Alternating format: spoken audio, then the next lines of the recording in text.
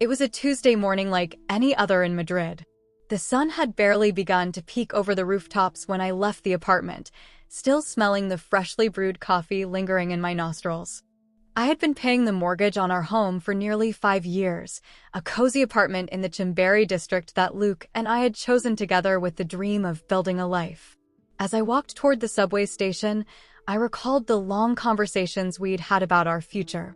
Luke had always been a dreamer, full of grand plans for us, while I, more practical, had taken it upon myself to make those dreams come true, working overtime and saving every penny to secure our future. The day passed normally at the office. I worked as an accountant at an advertising firm, a job I wasn't passionate about, but it allowed us to maintain the lifestyle we wanted. At lunch, I received a message from my boss informing me that the afternoon meeting had been canceled.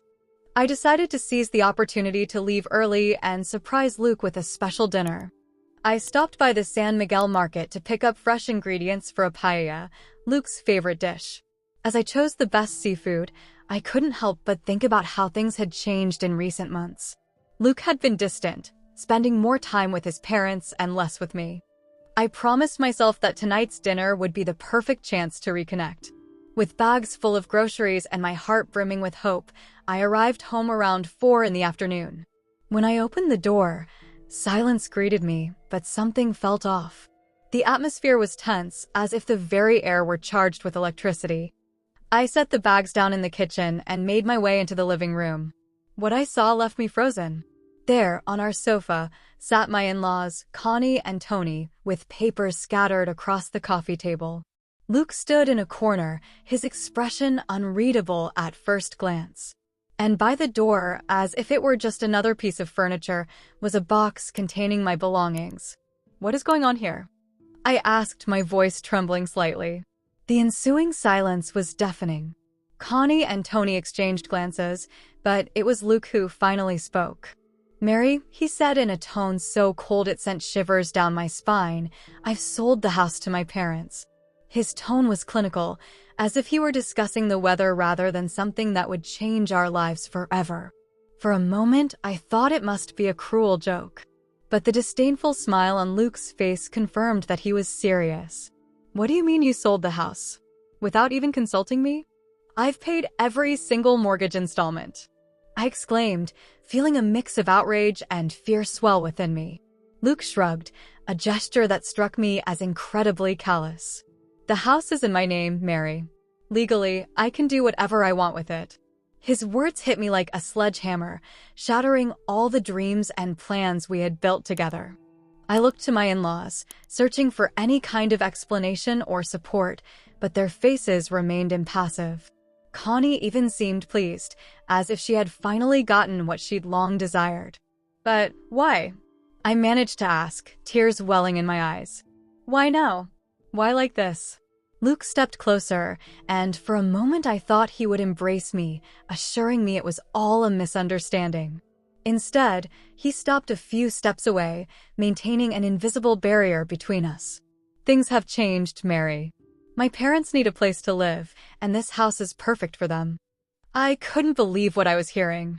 I looked around the room, taking in the little details we had chosen together, the curtains we'd picked up at the local vintage market, the photos from our trip to Granada, the sofa where we'd spent countless movie nights. Now, everything mocked me. "And what about me?" I asked, anger replacing my initial shock. "Where am I supposed to go?" Tony, my father-in-law, spoke for the first time. His voice was soft, almost patronizing, which only fueled my frustration. "Mary, we understand this is hard for you, but I'm sure you'll find a nice rental apartment in either Vallecas or Carabanchel. Those neighborhoods might suit your situation better." His words struck me like a slap. Not only was I being thrown out of my own home, but they were also belittling everything I had achieved.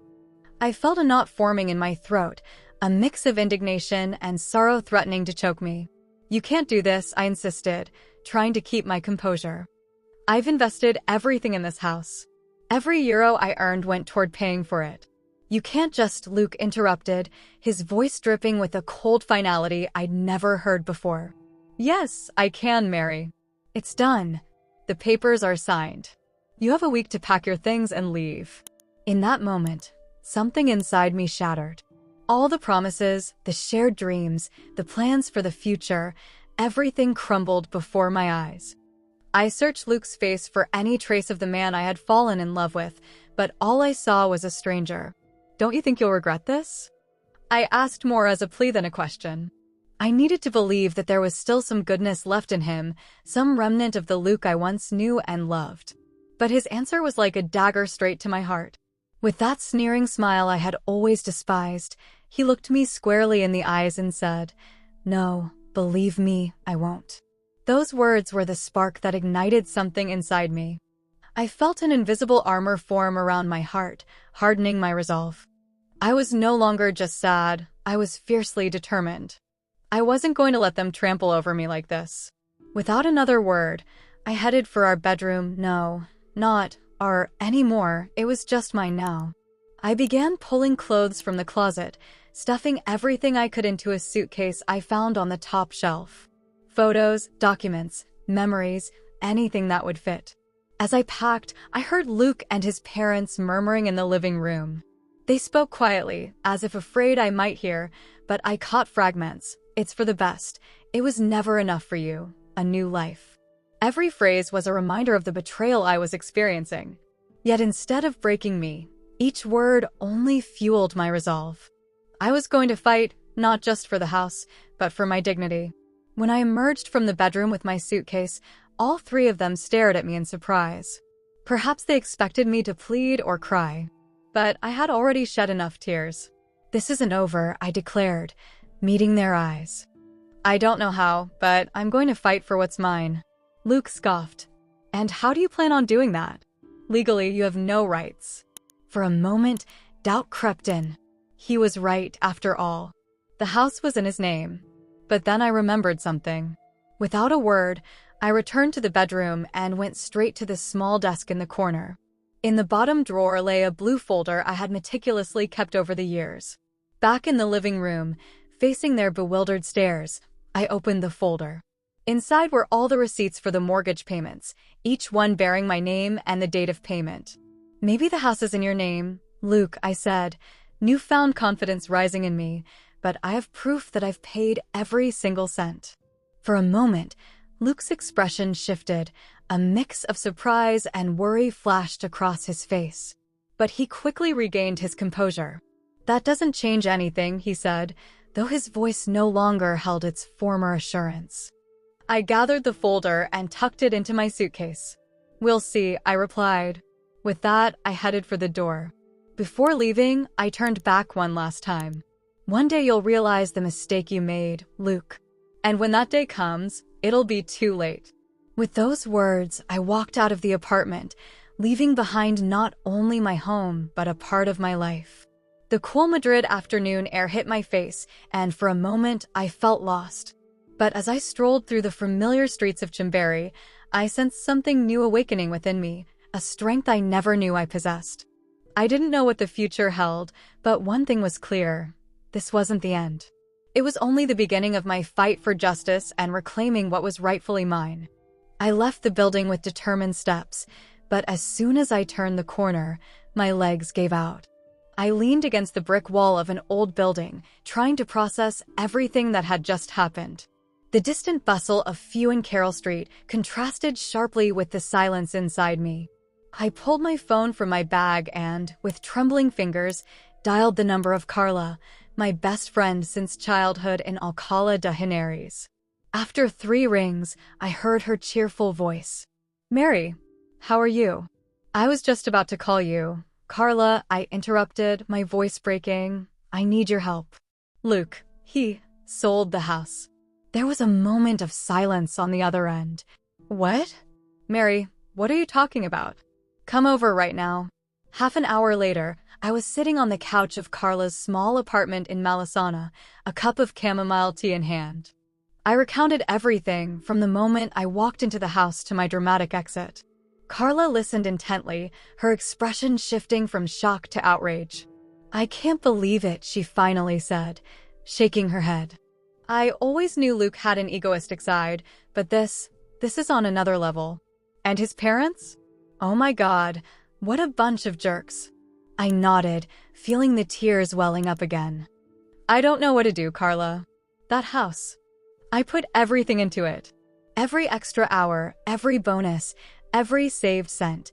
Carla sat beside me and wrapped me in a tight hug. I know, sweetheart. But listen to me. You can't let them get away with this. You have to fight. Her words echoed in my mind, mingling with memories of the last 5 years. Sleepless nights working on extra projects to pay the mortgage, sacrificed weekends, vacations we never took because we had to save for the house. You're right, I finally said, straightening up. I can't let them take everything I've worked for. That night, I slept on Carla's couch, if you can call tossing and turning for hours sleeping, and replayed every detail in my mind. When the first rays of sunlight crept through the window, I had made up my mind. I was going to fight with all my strength. The next morning, I spent time organizing my thoughts and gathering all the information that might help.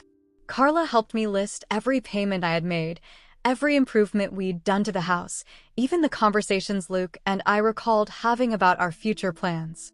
You should talk to a lawyer, Carla suggested as we shared coffee in her kitchen. My cousin Sophie works at a firm specializing in property cases. I can call her if you want. I nodded, grateful to have someone like Carla by my side. Yes, please. I need to know what my options are. While Carla spoke with her cousin on the phone, I reviewed the blue folder I'd rescued from the house. Every receipt, every document was a reminder of my dedication and sacrifice, but also my hope, my proof that I had a rightful claim to that property. That same afternoon, Sophie agreed to meet us in her office on Serrano Street. The imposing, elegant building made me feel small and insignificant for a moment. But I took a deep breath and walked in with determination. Sophie's office was welcoming, lined with shelves filled with law books and a large window overlooking the street. She greeted us with a warm smile and invited us to sit down. Carla briefly mentioned your situation, Sophie began, adjusting her glasses. But I'd like to hear every detail from you, Mary. For the next hour, I told her everything from how Luke and I had decided to buy the house, to the years of mortgage payments, up to the moment I found my belongings boxed by the door. Sophie listened intently, taking notes and occasionally asking clarifying questions. When I finished, Sophie leaned back in her chair, looking pensive. Well, Mary, I won't lie. Legally, the fact that the house is in Luke's name complicates things. But, she added, noticing my dejected expression, the fact that you paid the mortgage and have proof of it gives us a strong angle. Do you think I have a chance then? I asked, a glimmer of hope in my voice. Sophie nodded slowly. Yes, I do. It won't be easy, and we'll likely face a lengthy legal battle, but there have been precedents in similar cases where the financially contributing parties' rights were recognized, even if their name isn't on the deed. We left Sophie's office with an initial action plan. The first step was to send a formal letter to Luke and his parents, demanding the annulment of the sale and warning of legal action if the situation wasn't rectified. Remember, Sophie told me as we said goodbye, this is only the first step. Prepare for a long, possibly stressful process. But I'll be with you every step of the way. That night, back at Carla's apartment, I sat on the balcony with a glass of wine, watching the bustling street below. Groups of young people headed to Malasana bars, couples strolling hand in hand, life going on around me while mine seemed to have come to a halt. What are you thinking about? Carla asked, joining me on the balcony. I sighed deeply. About how everything changed so fast. A week ago, I thought my life was set. And now, Carla rested her hand on mine. Now you have the chance to show just how strong you are. Mary, I've known you since we were kids. You've always been the braver one, even if you don't always realize it. Her words brought a smile to my face for the first time in days. Thank you, Carla. I don't know what I'd do without you. You'd probably be living under a bridge, she joked, making me burst into laughter. The following days were a whirlwind of activity. Between meetings with Sophie, gathering more documentation, and trying to keep up with work, because, crisis or not, the bills still piled up, I barely had time to process everything emotionally. A week after my abrupt departure from the house, I received a call from an unknown number. It was Tony, my father-in-law. "Mary," his voice was tense, "we received a letter from your lawyer." "Are you really going to take us to court?" I took a deep breath before replying. "Tony, you've left me no choice. That house belongs to both Luke and me, regardless of what the paperwork says." There was a pause on the line. "Think carefully about what you're doing, Mary. We're family, after all." Those words ignited something inside me. Family? Family isn't about kicking you out without warning, Tony. Family doesn't do that. "You're making a mistake," he said, his voice growing cold. "Luke has connections, you know that. This could get very ugly for you." "Is that a threat?" I asked, feeling my anger rise. "Call it what you will. I'm just warning you." I hung up without a goodbye, my hands trembling with fury and fear. What had my life become? How had we gotten here? That night, while dining with Carla in her small kitchen, I told her about the call. "They're cowards," Carla said indignantly. "First they kick you out, and now they try to intimidate you. But don't worry, Mary. Cowards bark a lot but rarely bite." I nodded, though a pang of worry still gnawed at me. "And if they're right? What if I'm making a mistake by standing up to them?" Carla looked at me seriously. "The only mistake would be not fighting for what's yours. Mary, you've worked so hard for that house. Don't let them take it without a fight." Her words echoed in my mind, merging with memories of past years, the excitement of choosing furniture with Luke, painting the walls, planning our future. How could I give up now? "You're right," I finally said. "I won't let them bully me. I'm going to fight until the end." That night, as I prepared to sleep on Carla's sofa bed, I made a decision. I wasn't just fighting for the house, I was fighting for myself. For the Mary the First was before Luke, for the strong, independent woman I knew I could be. I pulled my diary from my bag and began to write, pouring out my fears, hopes, and plans for the future. As the words flowed, I felt a new determination growing within me. This legal battle wasn't just about a property. It was about my dignity, my right to be respected and valued. And I was ready to give everything I had to win. With that thought, I closed my diary and turned off the light. Tomorrow would be a new day, the first of many in this fight. And for the first time in weeks, I felt ready to face it. Ready to show the world, and most of all myself, what Mary Sanchez was made of. The morning arrived with the familiar chimes of the San Ildefonso Church, just a few blocks from Carla's apartment. I woke with a mix of determination and nerves. Today was the day I would take the next step in my fight, filing a formal complaint. While I made coffee in my small kitchen, I mentally reviewed everything my lawyer, Sophie, had explained. The complaint was a crucial step, not only to establish a legal record of what had happened, but also to demonstrate the seriousness of my intentions. "Ready for the big day?" Carla asked as she entered the kitchen, her hair disheveled and eyes still heavy with sleep. I nodded, though a knot twisted in my stomach. "As ready as I can be. Do you think I'm doing the right thing?" Carla looked at me earnestly while serving herself a cup of coffee. "Mary, you've been the perfect wife, the perfect daughter-in-law for years, always putting everyone else first. It's time you fought for what's yours." Her words gave me the push I needed. After breakfast and getting ready, I left the apartment with my blue folder under my arm, the one containing all the receipts and documents proving my mortgage payments. The journey to the police station on Luna Street felt like a journey through my own mind. Every step along the cobblestone streets of Malasana brought me closer to a point of no return. The vintage shops and hipster cafes I usually loved seemed to watch me silently, as if bearing witness to my determination. When I reached the station, I paused in front of the door. The building, with its austere facade and barred windows, looked intimidating. For a moment, I hesitated. What if they didn't take me seriously? What if Luke found a way to get off scot-free? Then I remembered his sneering smile, the way he had dismissed years of effort and sacrifice. That was all I needed to take the plunge and step inside. Inside, the station buzzed with activity. Officers moved about, citizens waited their turn, and the constant sound of phones and chatter filled the air. I approached the reception desk, where a middle-aged officer looked at me with a tired expression. "Good morning," I said, striving to steady my trembling voice. "I need to file a complaint." The officer nodded without changing her expression. Of course. What's it regarding? I took a deep breath before answering. My husband, my ex-husband, sold our house without my consent. I've been paying the mortgage for years, but the house is in his name.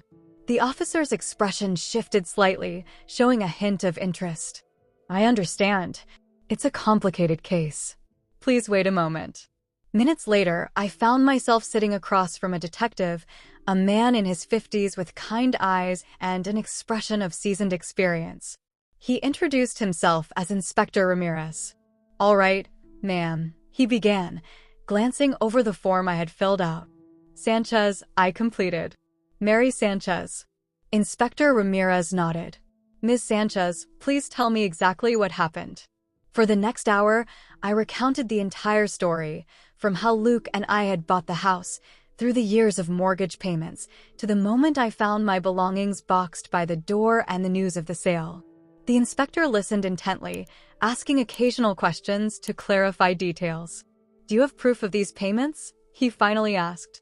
With trembling hands, I opened my blue folder and produced the neatly arranged receipts. Here's everything. Every payment, every transfer. All in my name. Inspector Ramirez examined the documents carefully, his expression growing more serious with each page. Ms. Sanchez, this is significant evidence. Have you consulted a lawyer? I nodded. Yes, I've hired a lawyer who specializes in property cases. She advised me to come here and file a formal complaint. You did well, the inspector said, leaning back in his chair. This is a complicated case, but the fact that you've been paying the mortgage, even though the property is in your ex-husband's name, gives you certain rights. His words sparked a ray of hope. So, do you think I have a chance? Inspector Ramirez regarded me solemnly. Ms. Sanchez, in my experience, justice isn't swift, but it does prevail. We're going to investigate this case thoroughly. The sale of a property without a spouse's knowledge or consent, especially when there's evidence of financial contribution, can be considered fraud. A lump formed in my throat. It was the first time anyone, besides Carla and Sophie, had validated my feelings and situation. Thank you, Inspector. You have no idea what it means to hear that. The inspector smiled faintly. Don't thank me yet. This is only the beginning of what could be a long, complicated process. But I promise we'll do everything possible to get to the bottom of this. After signing the formal complaint and providing copies of all my documents, I left the station feeling oddly light. Even though I knew the road ahead would be tough, for the first time in weeks, I felt I wasn't alone in this fight. I wandered aimlessly through the streets of Madrid, lost in thought, until I reached Retiro Park, an oasis of green in the heart of the city. I sat on a bench by the lake, watching couples in rowboats, families strolling by, life going on around me. I took out my phone and called Carla. I did it, I said as soon as she answered. I filed the complaint. Mary, that's amazing! Carla exclaimed. How do you feel? I paused before replying, scared, relieved, determined, all at once. That's normal, Carla said soothingly. Today was a huge step. I'm proud of you. Her words made me smile. Thank you, Carla. I don't know what I'd do without you. You'd probably be living under a bridge, she joked, eliciting a laugh from me. After hanging up, I stayed a while longer in the park, watching the sunset over the lake. I thought about Luke and the retirement plans we once dreamed of while walking in this very park. How had we come to this? But I also thought of myself, the Mary the First was before Luke, and the woman I was becoming. Perhaps this crisis, as painful as it was also an opportunity to rediscover who I truly was. That night, back at Carla's apartment, I sat down to write in my diary. I poured out all my thoughts, fears, and hopes. As the words flowed, I realized that I was no longer just a victim of circumstances. I was a fighter, a survivor. In the days that followed, everything became a blur of frantic activity. Meetings with Sophie to fine-tune our legal strategy, visits to the station to provide more information, and trying to keep my job and my sanity left little time to breathe. A week after filing the complaint, I received a call from Inspector Ramirez. Ms. Sanchez, he said in a serious tone, we've discovered some irregularities in the sale of your house. I'd like you to come to the station to discuss it in person. A chill ran down my spine. Irregularities? What could that mean? The next day, I found myself once again in Inspector Ramirez's office. His expression was grave as he began speaking. Ms. Sanchez, we've thoroughly investigated the transaction for your house, and we've uncovered something concerning. I leaned forward, my heart pounding. What did you find? Inspector Ramirez took a breath before continuing. It appears that your ex-husband not only sold the house without your consent, but he also forged documents to expedite the sale. Moreover, we found evidence that part of the sale proceeds was transferred to an overseas account. It felt as if the floor had dropped beneath me. Are you saying Luke committed fraud? The inspector nodded solemnly. It appears so, Ms. Sanchez. And not only that. Your in-laws' involvement in this transaction puts them in a very compromised legal position as well. I fell silent, trying to process this new information. On one hand, I felt a strange relief knowing the truth was coming to light. On the other, a pang of sorrow for Luke facing criminal charges. What does this mean for my case? I finally asked. It means that your legal position has significantly strengthened, the inspector replied. With this new evidence, it's almost certain that the sale will be annulled and the property returned to your name. Furthermore, your ex-husband and his parents could face charges for fraud and document forgery. I left the station feeling dazed. My life had taken a turn I'd never imagined. As I walked through the streets of Madrid, trying to absorb everything, I realized that this fight was no longer just about reclaiming my house. It was about justice, truth, and my dignity. That night, as I sat on Carla's apartment balcony gazing at the city lights, I allowed myself, for the first time in weeks, to feel a genuine spark of hope. The road ahead would still be long and hard, but now I knew I had the truth on my side. And with that truth, I was ready to face whatever came next: Luke, his parents, the legal system. I was prepared to battle them all. Because this wasn't just a fight over a property, it was a fight for me, for the woman I was becoming. As the sun set over Madrid, painting the sky in hues of orange and pink, a new determination welled up inside me. I didn't know exactly what the future held, but one thing was clear: whatever came, I would face it head-on. Because now I knew what I was capable of. And that Fighting Mary was never one to give up. The days following my visit to the station blurred into a frenzy of activity. Meetings with Sophie to discuss the new evidence, lengthy phone calls with Inspector Ramirez, and sleepless nights replaying every detail of my life with Luke left little time to process it all. One particularly cold Madrid autumn morning, as I sipped coffee on a bar terrace at Dos de Mayo Square, my phone rang. It was Inspector Ramirez. Good morning, Ms. Sanchez. His voice sounded tense, almost urgent. I need you to come to the station as soon as possible. We've discovered something important during our investigation. It felt like an icy fist gripped my heart. Has something happened, Inspector? There was a pause. I'd prefer to discuss it in person, if you don't mind. Can you come now? Of course, I replied, already standing up and leaving a bill on the table for my coffee.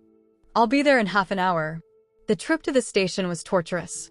My mind raced through worst-case scenarios. Had Luke found a way to escape justice?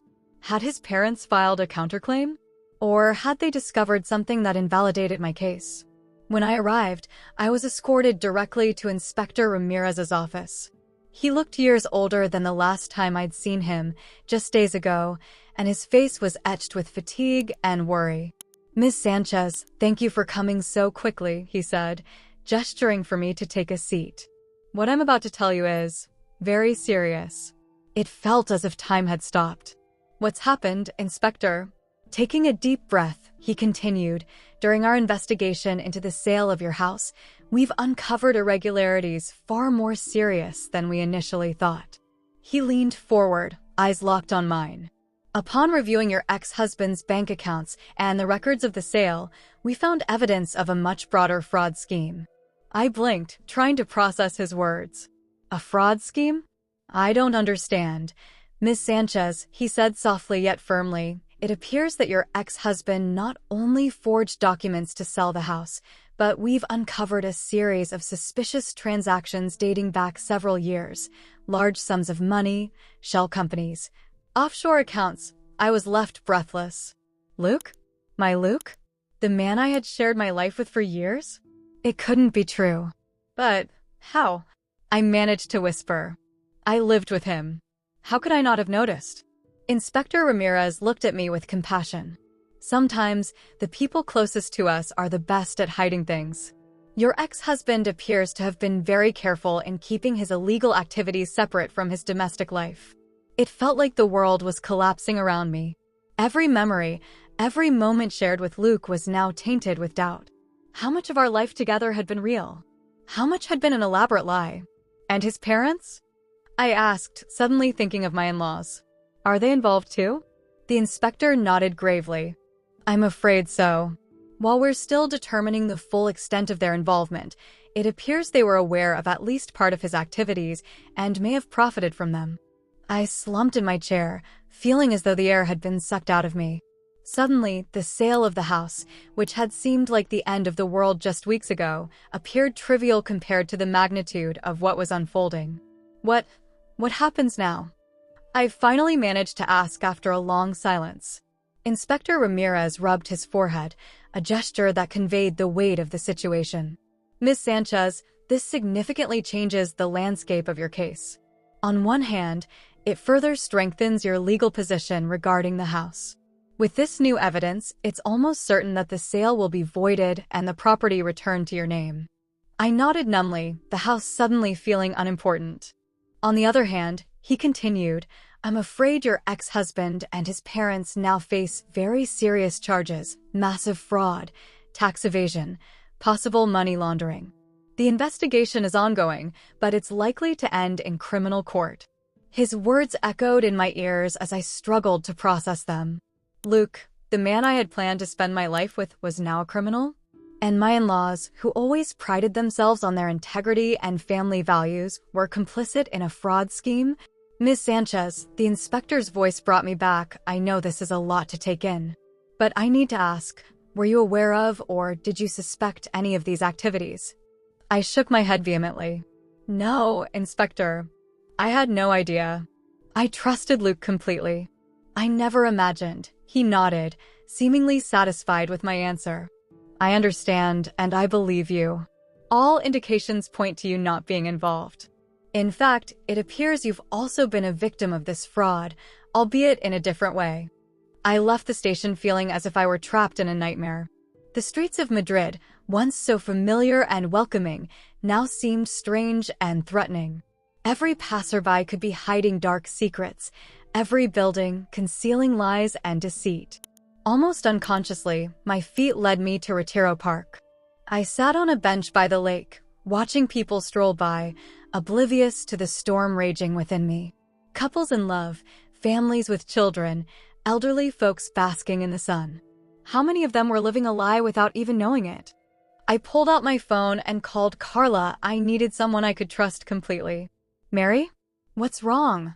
Carla's voice was laced with concern. Something in my tone had alerted her. Carla, I said, tears beginning to form. Everything has changed. Luke, he's much worse than we thought. For the next half hour, I recounted everything Inspector Ramirez had revealed. Carla listened in silence, occasionally interrupting with exclamations of shock and indignation. Oh my God, Mary, she finally said, it's incredible. How could he do this to you? How could he deceive us all for so long? I don't know, Carla, I replied, suddenly feeling utterly drained. I don't know anything anymore. I feel like my whole life has been a lie. Listen to me, Mary. Carla's voice grew firm. Your life isn't a lie. You're real. Your feelings, your hard work, your kindness, all of it is real. Luke might be a fraud, but you're not. Her words were like a balm for my wounded soul. She was right. I wasn't responsible for Luke's actions. I had been authentic, loved sincerely, and worked tirelessly. No one could take that away from me. Thank you, Carla, I said, a newfound determination blossoming within me. I don't know what I'd do without you. "You'd probably be living under a bridge," she joked, making me smile through everything. That night, back at Carla's apartment, I sat down to write in my diary. Instead of recounting the day's events, I found myself writing about the future, about the plans I wanted to make, the places I longed to visit, the things I yearned to learn. For the first time in a long while, I felt truly free. Free from lies, free from expectations, free to simply be me. The price of Luke's betrayal had been high. I had lost so much: my marriage, my home, my trust in the man I loved. But I had also gained something priceless: the chance to reinvent myself, to rediscover who Mary Sanchez truly was. And as I closed my diary and turned off the light, I felt an emotion I hadn't experienced in ages: hope. Hope for the future, for the possibilities that lay ahead. Tomorrow would be a new day. And I was ready to face it, stronger and wiser than ever. The weeks following that fateful day at the station flew by in a blur of frantic activity. The case advanced rapidly, each day bringing new revelations and challenges. I found myself immersed in a world of legal terms, sworn statements, and long meetings with lawyers and detectives. One chilly November morning, I received a call from Sophie, my lawyer. Her voice was excited as she delivered the news I'd been waiting for months. "Mary, we did it. The judge ruled in our favor. The sale of the house has been annulled due to the irregularities and fraud. The property is entirely yours again." It felt as if a tremendous weight had lifted off my shoulders. After months of struggle, I had finally reclaimed what was rightfully mine. Yet the victory was bittersweet. Yes, I had won the legal battle, but the emotional cost had been immense. "And Luke?" I asked, almost dreading the answer. There was a pause before Sophie responded. "He and his parents now face serious charges of fraud and tax evasion. They're likely to spend several years in prison." The news struck me with a mix of conflicting emotions. Part of me was satisfied that justice had prevailed. Another part felt a pang of sadness for the man I once loved. In the days that followed, I spent countless hours deciding what to do with the house. Every corner was filled with memories, some sweet, others now bitter with the taste of betrayal. Finally, I made a decision. I would sell it. I couldn't remain in a place that reminded me so painfully of what I had lost. Carla supported my choice. "I think it's for the best, Mary," she said as she helped me pack up the few things I'd left behind. "It's a chance to start fresh, to build something new." The sale process was surprisingly swift. The Madrid real estate market was booming, and soon I received an offer that exceeded my expectations. Watching the young couple who bought the house, with eyes full of hope and dreams for the future, brought me a sense of peace. Perhaps they could fill the space with the love and honesty that Luke and I never managed to keep. With the money from the sale, I decided to move to Valencia. I had always loved that coastal city with its perfect blend of history and modernity, and felt it was the ideal place for a new beginning. I found a small but cozy apartment near Malvarosa Beach, with views of the Mediterranean. The day I moved, Carla came to help. As we unpacked boxes and arranged furniture, I couldn't stop smiling. "What's got you so happy?" Carla asked, noticing my upbeat mood. "Because for the first time in ages, I feel like I have control over my life," I replied. "It's like I can finally breathe freely." Carla hugged me tightly. "You deserve it, Mary. After everything you've been through, you deserve this new start." And so, slowly but surely, I began building my new life in Valencia. I enrolled in a photography course, something I'd always wanted to do but had put off for years. Weekends were spent exploring the city, uncovering its hidden corners, vibrant markets, and golden beaches. I made new friends, people who got to know me as I was now, without the shadow of my past. Among them was Alex, a literature professor at the local university. We met at a photography exhibit and connected immediately. With him, I rediscovered the joy of deep conversations, sharing ideas and dreams. One afternoon, while strolling through the Turia Gardens, Alex asked about my past. Up until then, I hadn't shared much about my life in Madrid or about Luke. "You don't have to tell me if you're not comfortable," he said gently. "But I want you to know I'm here to listen, without judgment." His kindness moved me, and before I knew it, the words began to spill out. I told him everything: my marriage with Luke, the betrayal, the legal battle, my decision to start anew. Alex listened attentively, his eyes full of understanding and empathy. When I finished, I felt lighter, as if I had shed a weight I hadn't known I was carrying. Alex took my hand and squeezed it gently. "Thank you for sharing this with me, Mary," he said. "You're incredibly strong and brave. I admire how you faced everything and come out on top." His words warmed me in a way I hadn't felt in a long time. For the first time since discovering Luke's betrayal, I was open to the possibility of trusting again, of loving once more. Months passed, and along with them, my confidence and happiness grew. My photography course flourished, and I even began taking on freelance work, shooting weddings, events, and portraits. Every photo was a reminder of my ability to capture beauty and truth, something I had almost forgotten during my time with Luke. One spring morning, while checking my email, I received a message that took my breath away. It was from Tony, my ex-father-in-law. For a moment, I considered deleting it without reading, but curiosity won over. The message was brief, yet its content stunned me. Tony apologized for his role in everything that had happened, admitting that his ambition and greed had clouded his judgment. He explained that he was now serving his sentence and that time in prison had given him a new perspective on his actions.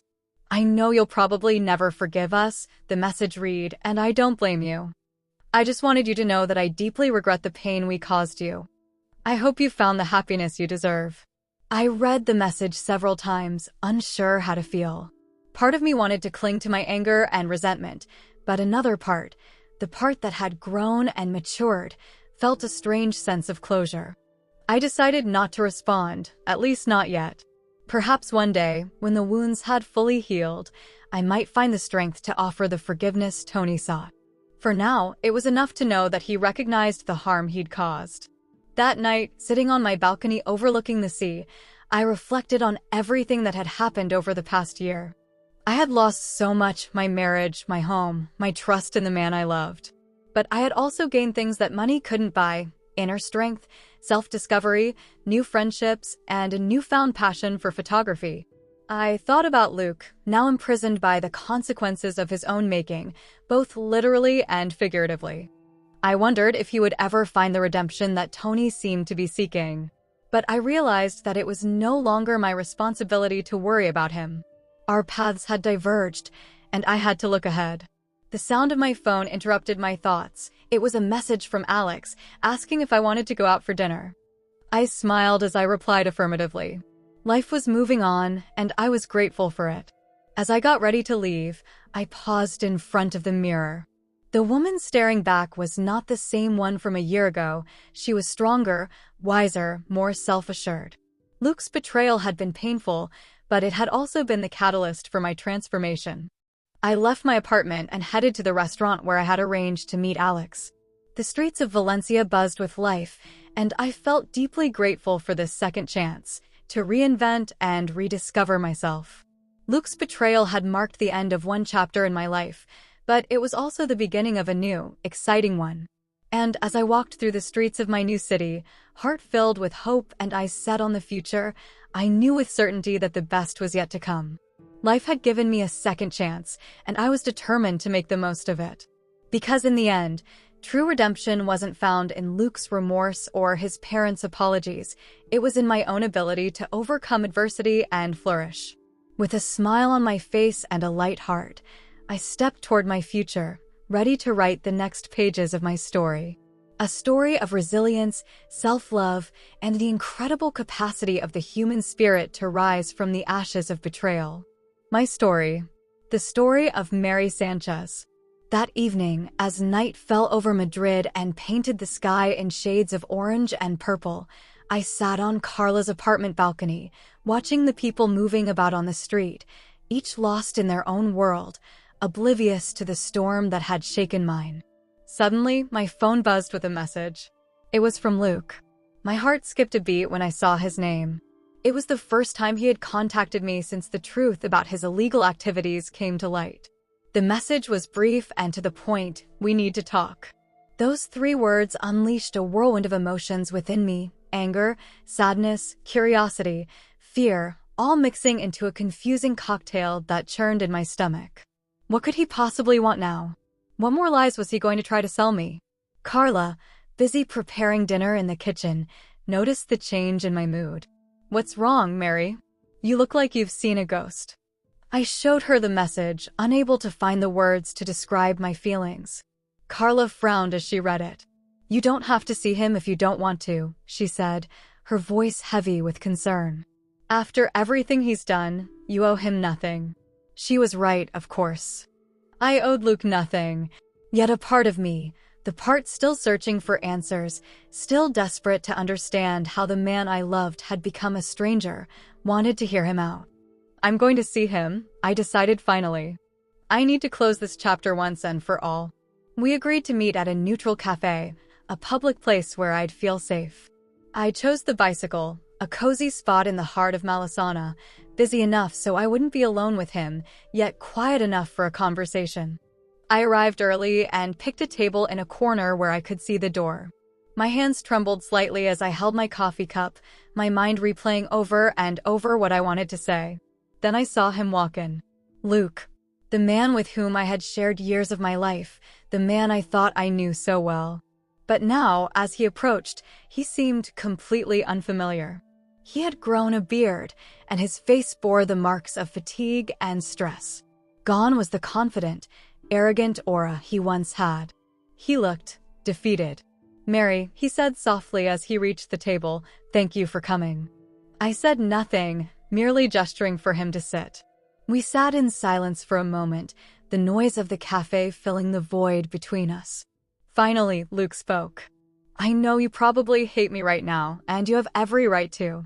But I needed to see you. I needed to explain. Explain what, Luke? I interrupted, feeling the anger I had held back bubbling to the surface. Explain how you lied to me for years? How you jeopardized our future out of greed? Or perhaps you want to explain how you plan to leave me homeless without a second thought. Luke lowered his gaze, unable to meet my eyes. I know. I was an idiot, a complete fool. I was under a lot of pressure, my parents, your parents. I interrupted incredulously.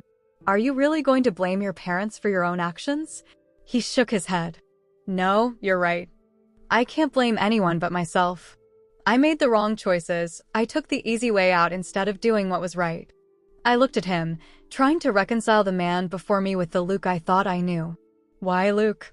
Why did you do it? We had a good life. We were building a future together. Was that not enough for you? Luke sighed deeply. I don't know, Mary. I guess I got carried away by ambition, the desire to have more, to be more. At first, I told myself it would only be once, that it was to secure a future. But then, it just kept getting easier. I kept justifying my actions, convincing myself I was doing the right thing. A sharp pain gripped my chest.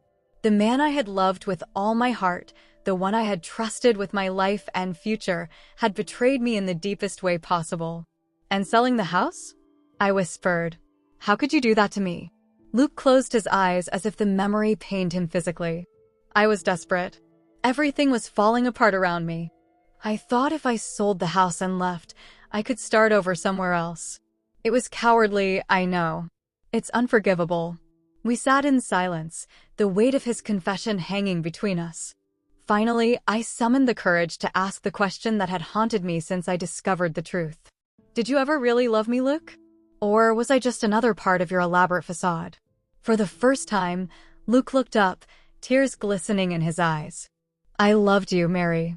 I still do. You're the only real, good thing in my life. And that's what makes all this so much worse. Because I know I've destroyed the one thing that truly mattered. His words hit me like a punch. A part of me wanted to believe him, to cling to the hope that our love had been genuine. But another part, the part that had grown stronger over these past weeks, knew that love without trust wasn't love at all. It's too late, Luke, I said firmly, despite the lump in my throat. You've made your choices, and now we both have to live with the consequences. Luke nodded slowly, as if he'd expected this, but still felt the sting of hearing it. I know. I just wanted you to know that I'm sorry. That if I could go back, but you can't, I interjected. Neither of us can. All we can do is move on. I stood up, ready to leave, to walk away from this conversation and the man who once was my life partner. But before I left, I had to say one last thing. I hope you find peace, Luke. I hope you learn from this and become a better person. But it won't be with me by your side. With that, I turned and left the cafe, feeling as if a heavy weight had been lifted from my shoulders. Outside, the afternoon sun bathed the Madrid streets in golden light. I took a deep breath, filling my lungs with the fresh air of the city I once loved. I wandered aimlessly through the cobbled streets of Malesana, passing Dos de Mayo Square filled with people enjoying the last rays of sunlight, couples embracing, friends laughing, families playing. Life went on despite everything. I eventually reached the lookout at Los Vistilas Park, one of my favorite spots in the city. From there, I could see the Royal Palace, Almudena Cathedral, and even the mountains surrounding Madrid. The sky turned orange and pink as the sun began to set.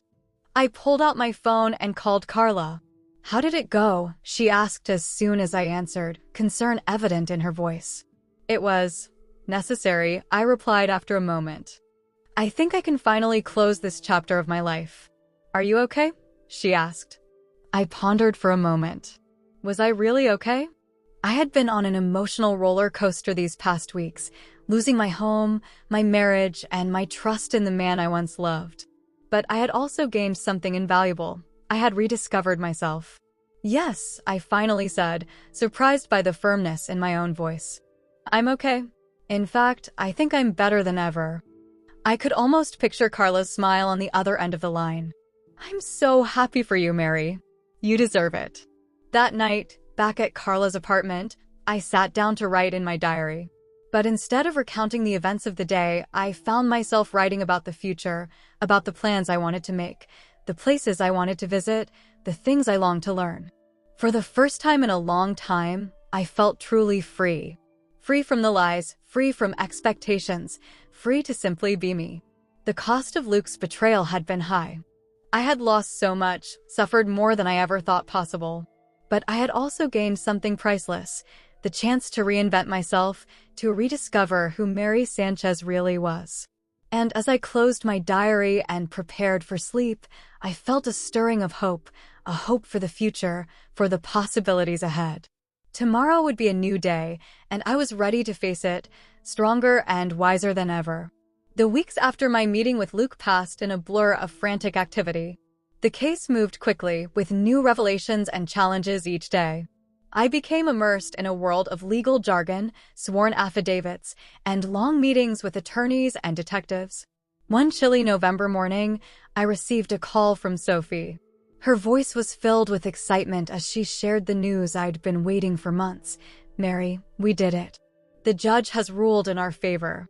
The sale of the house has been annulled due to the irregularities and fraud. The property is completely yours again." It felt as if a huge weight had been lifted from my shoulders. After months of struggle, I had finally regained what was rightfully mine. Yet the victory was bittersweet. Yes, I had won the legal battle, but the emotional toll was immense. "And Luke?" I asked, almost dreading his name. There was a pause before Sophie replied. "He and his parents now face serious charges of fraud and tax evasion. It's likely they'll spend several years in prison." The news hit me with a whirlwind of conflicting emotions. Part of me was satisfied that justice had been served.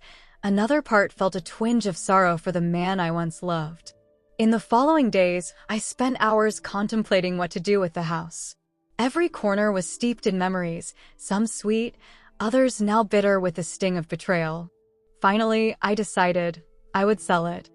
I couldn't remain in a place that reminded me so painfully of everything I'd lost.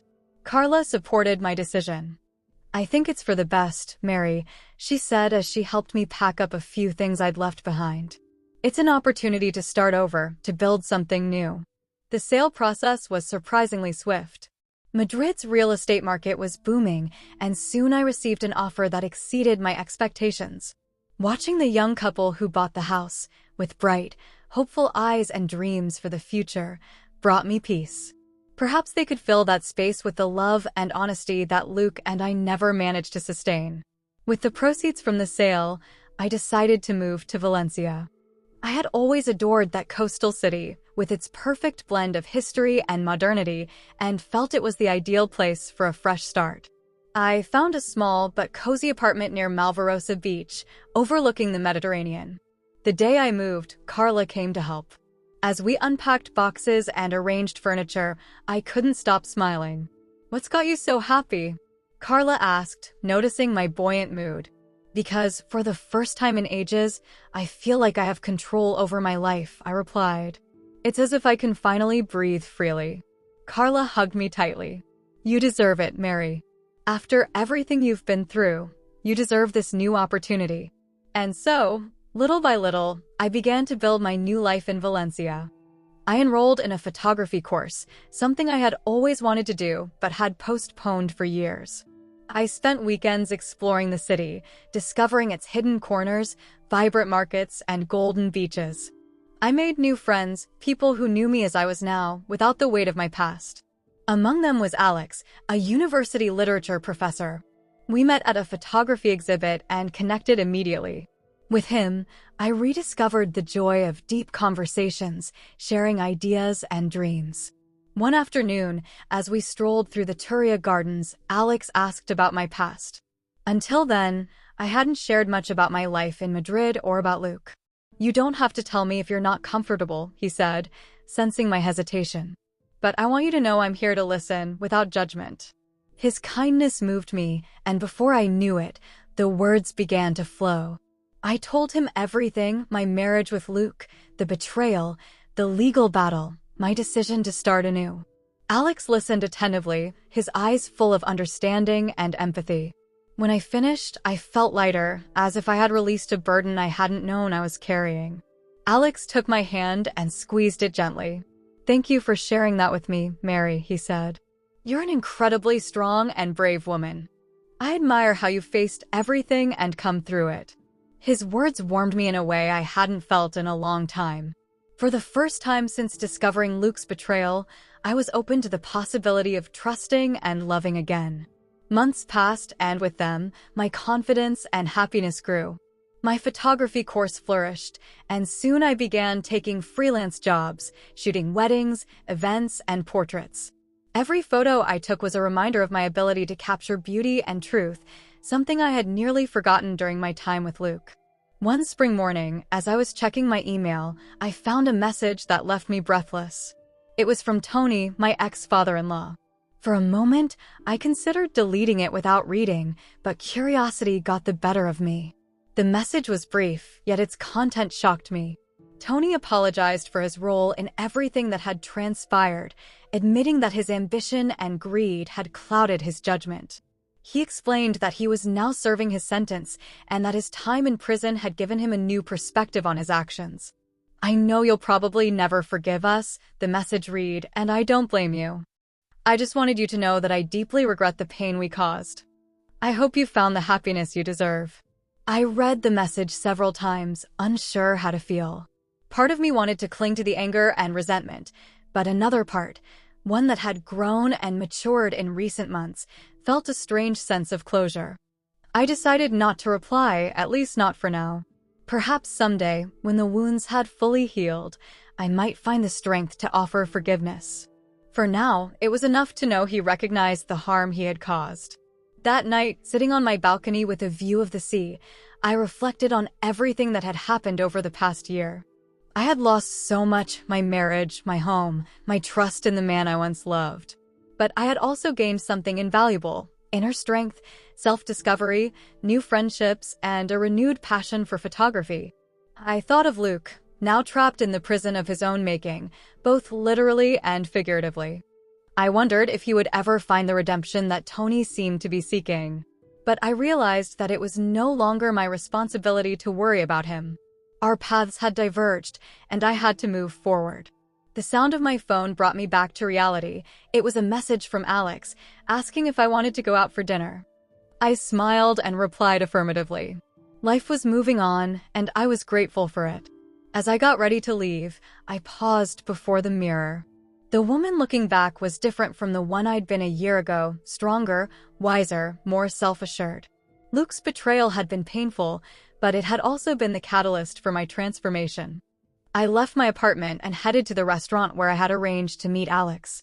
The streets of Valencia were alive with activity, and I felt deeply thankful for this second chance to reinvent and rediscover myself.